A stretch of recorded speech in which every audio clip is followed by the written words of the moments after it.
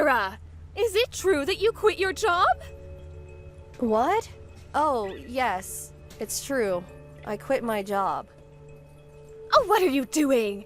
The company my husband works at went bankrupt, so we were planning on having you and Adam give us money from now on. Huh?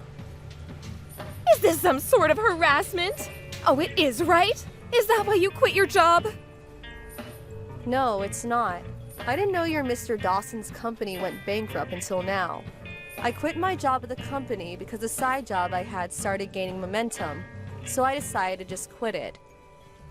What? A side job? Does that mean you're just going to work for some extra cash? You're going to rely on Adam's salary and use the money from his side job for yourself, right? No, that's not it. It's been 2 years since the salary I earned from my side job greatly surpassed the one from my job at the company. It was getting difficult to do both, so I decided to choose one and focus on that. I talked with Adam about this. Oh, well, why didn't you tell me about it? Well... You didn't tell us because you're hiding something, right? Which means that this side job of yours doesn't pay as well as you say it does. If I had known about it, I never would have let you quit your job at the company. This is why Adam said it's best if I didn't tell you guys. You don't listen to a word I say and just immediately start attacking me. What? Have you heard the term toxic parent? Oh, what are you on to? This is the perfect timing, so I'll tell you.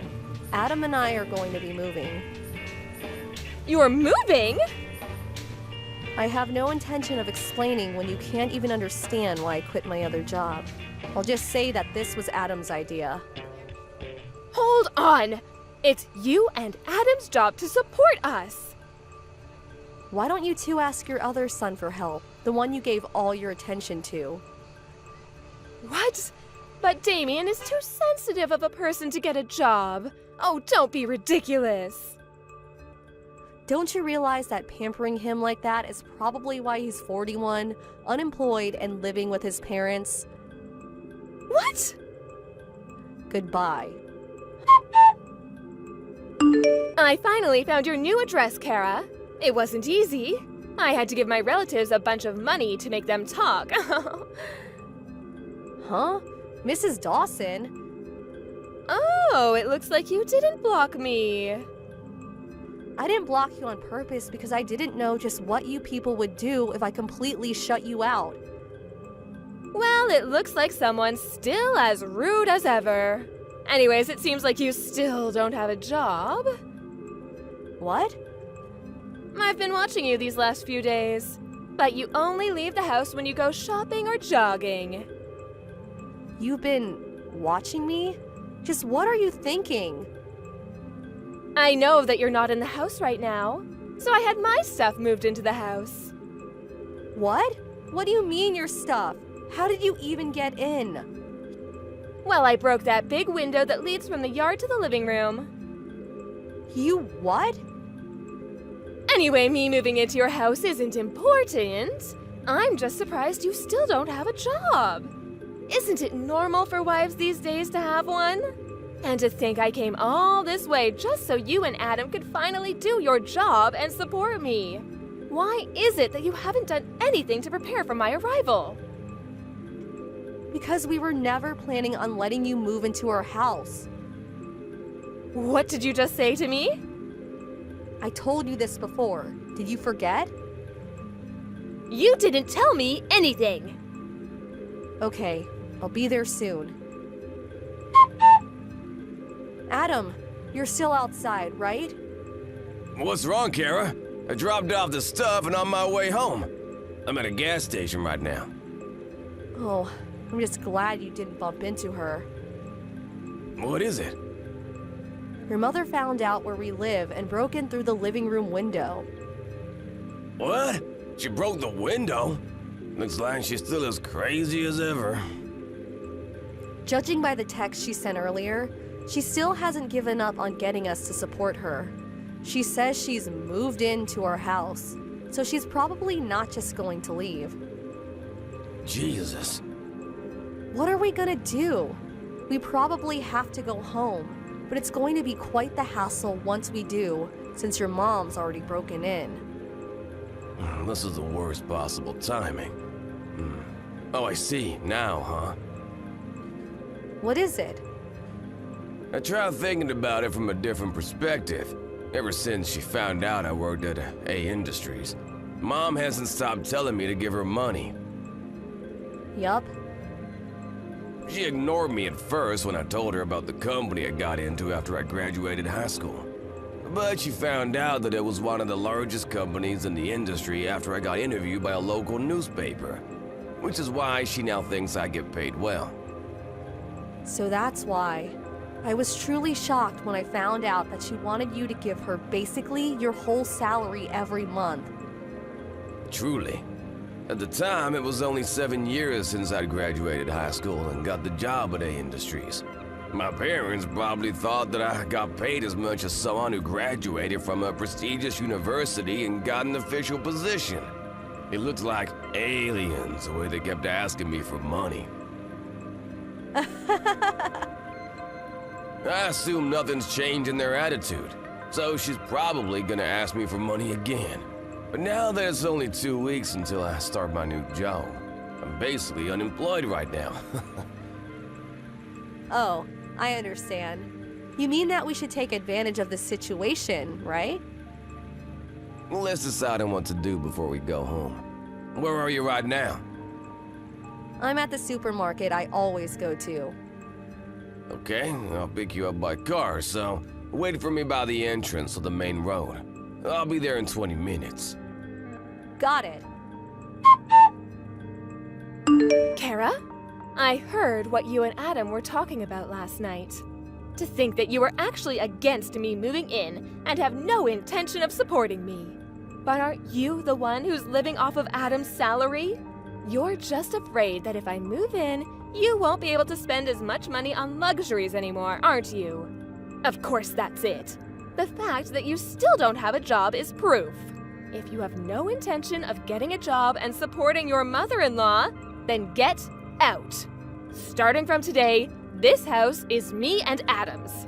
I decided that I'm going to depend on Adam from now on, which means that there's no room for parasites like you anymore. I understand. I'll leave tonight. My, you're so obedient. It just means that I have no intention of supporting you, and neither do I want to live with you.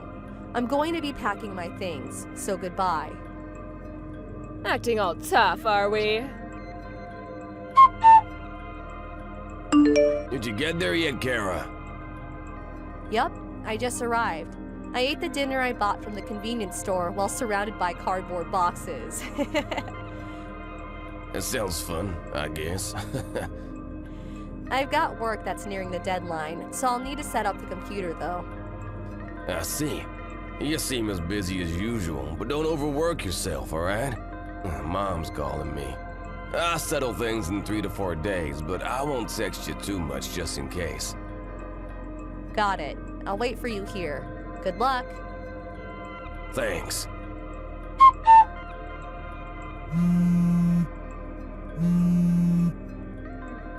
Kara, get back here immediately. What? Now that it's come to this, I don't mind if it's just you. Get a part-time job or something just to earn the money to support me. Huh? You kicked me out of the house after insulting me, and now this? It's not my fault. I didn't know at the time. Adam hasn't left the house in the past 3 days despite it being a weekday. I asked him what's wrong when he told me he wanted to quit his well-paying job at the company. He told me this morning. I kicked him out and told him not to come back until he finds a job. He's probably looking for one right now, but someone as useless as him probably won't be able to find a job so easily. You will be the one who will support me until he comes back. Get back as soon as possible. Have you ever thought about getting a job yourself? Huh? I heard this from somebody else, but it seems you got divorced with your husband. It all started when your eldest son, Damien, left the house. Because Adam and I have left, you two had no one left to rely on. So you forced Damien, who's been unemployed for over 20 years now, to get a job at a local bread factory. But once the 3 months of probation was over, he was assigned to someplace far away. Damien apparently realized that working at a bread factory was his calling, so he went. No one's been able to contact him since. I had no idea something like this would happen. Mr. Dawson was the one who gave Damien the pamphlet for the job, right? You blamed him for Damien leaving, which was the start of a huge fight. In the end, you were kicked out of the house. You realized that at this rate, you would become homeless.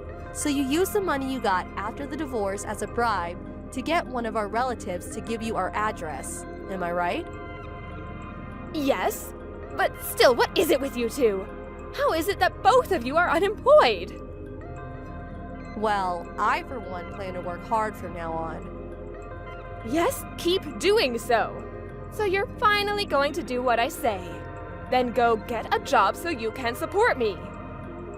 No, that's not what I meant. Huh? You know, the two of us were actually preparing to move before you barged into our house. What, you're moving again? Didn't you notice that all our stuff has already been moved out? Oh, now that you mention it, it is a bit empty here. Oh my god, is your stuff really not here? You really did notice until I told you? You really do only think about yourself, do you? Well, I guess it's all right. At least I have a house now. Oh, we're only renting that house. Huh? We've already terminated the contract, so get out of here by the end of this month, okay? What? But... Adam's arrived at the new house, so bye now. Kara! But then who's going to support me? Damien was the one who told me about his parents' divorce. Me and Adam's successful escape from his toxic parents apparently had a huge impact on him. He took advantage of being made to work at a bread factory and asked himself to be assigned someplace far away. Nowadays, he seems busy with work, saying that there's so much to remember. But he does seem like he's having fun.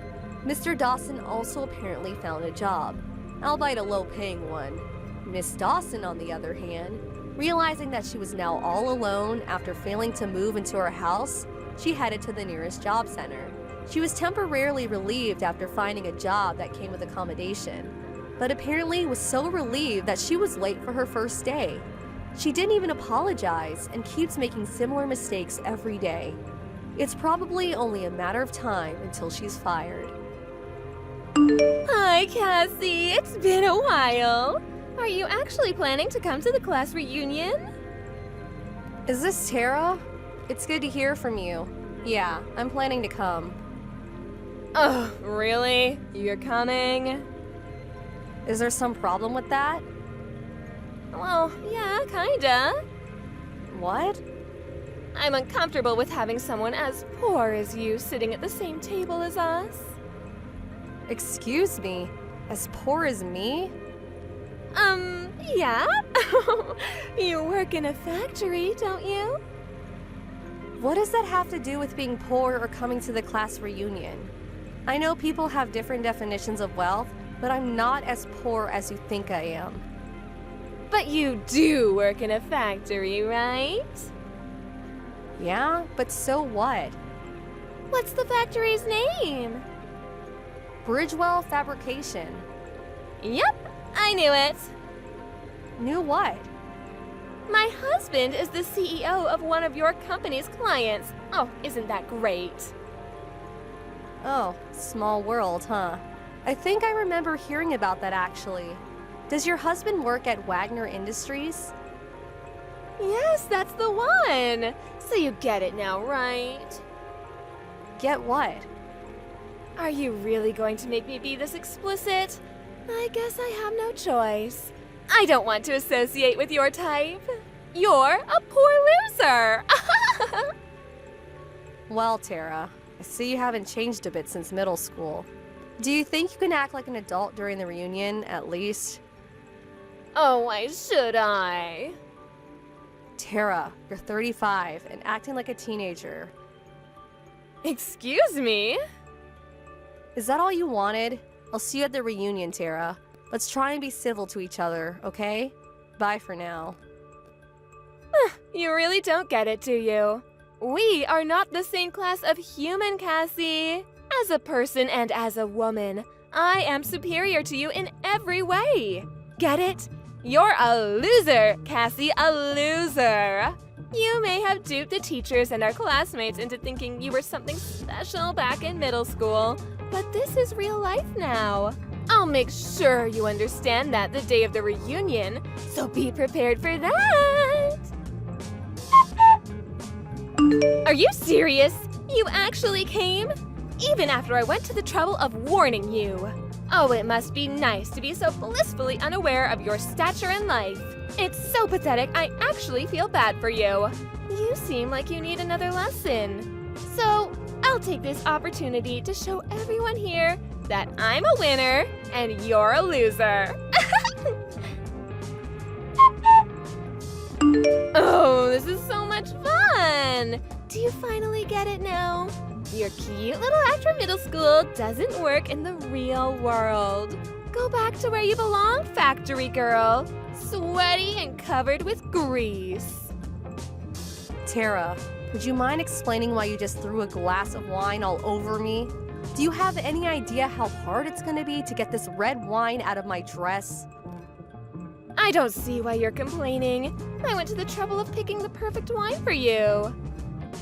The perfect wine for me? The bottle must have only cost $10. What difference does it make how much it cost? Ugh, yes, you wouldn't know the value of a fine wine, would you? When you drink fine wine regularly like me, you develop a more refined taste. I tasted a bit of the wine I threw at you beforehand, and I knew right away that it was the kind of wine sold cheap by the gallon at every supermarket in town. Like I said, it was perfect for an uncultured woman like you. I'm sorry.